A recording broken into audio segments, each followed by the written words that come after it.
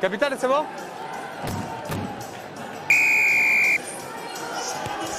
Le coup d'envoi de ce Tarbes Dax. Dax, en cas de victoire, prendra seul la tête de la nationale. Tarbes veut réussir à rester dans la course au play-off.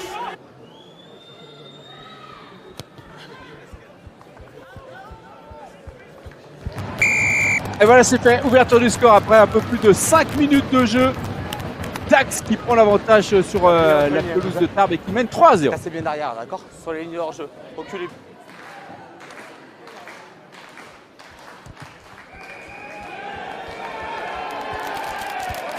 Un coup de pied tendu et réussi par Anthony Fuertes qui permet à Tarbes de revenir à 3 partout après 25 minutes de jeu.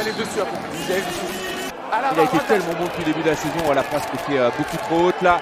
Ferraté on joue au pied pour mettre la pression avec le repli défensif de Martha. Vous voyez, il y a quand même pas mal d'humidité. Martha avec ses cannes de feu qui a tenté de s'échapper. Il a aplati le ballon dans son propre embut.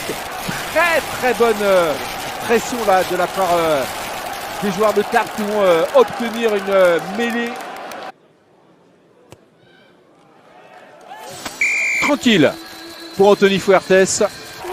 Ballon dans les mains de Florian Lamotte.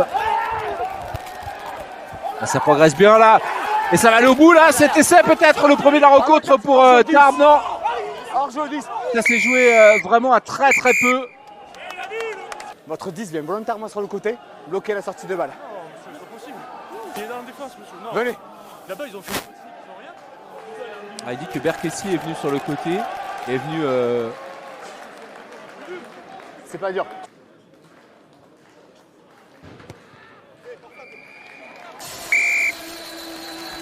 Et Tarbes à plus 6 désormais. 54 minutes de jeu et les Blancs mènent 9-3. Ce sera une pénalité. Regardez, on va voir ça au ralenti. Martha, sur le jeu, je vois pas. le coup de pied. Reculez, Et derrière, ouais, il y a clairement faute Porteur du ballon. de la part de Porteur du Luzero. ballon, de Dax, ouais. De Dax. Vous êtes à retardement et vous mettez l'épaule. Il n'y a pas de plaquage. Plaquage, ça me C'est beau, balance il y a un avantage en cours. Plaquage, On s'est mis ça en me position balance de hors-jeu. Et l'échappée de Théo Gatelier, ça va aller à l'essai. Ça va aller à l'essai. Théo Gatelier va être imprenable. Va finalement réussir à revenir sur lui. Je pensais qu'il allait pouvoir s'échapper, que la défense n'allait pas pouvoir le récupérer. Oh, il aurait pu transmettre à son partenaire qui était démarqué, Théo Gatelier. Petite erreur de la part de l'arrière. Et Tarbes qui s'en sort en infériorité numérique.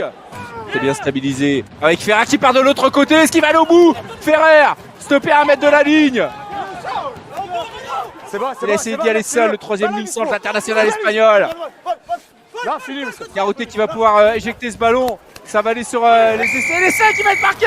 Voilà, c'est fait. Hugo Fourquet qui marque l'essai. La domination de Dax qui se concrétise. Il poussait depuis quelques minutes les hommes de Jeff Dubois. Et on revient à 9-8 avec la transformation juste derrière.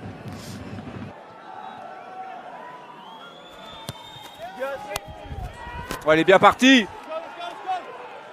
Et ça passe, Hugo Cerisier qui réussit cette pénalité ultra importante.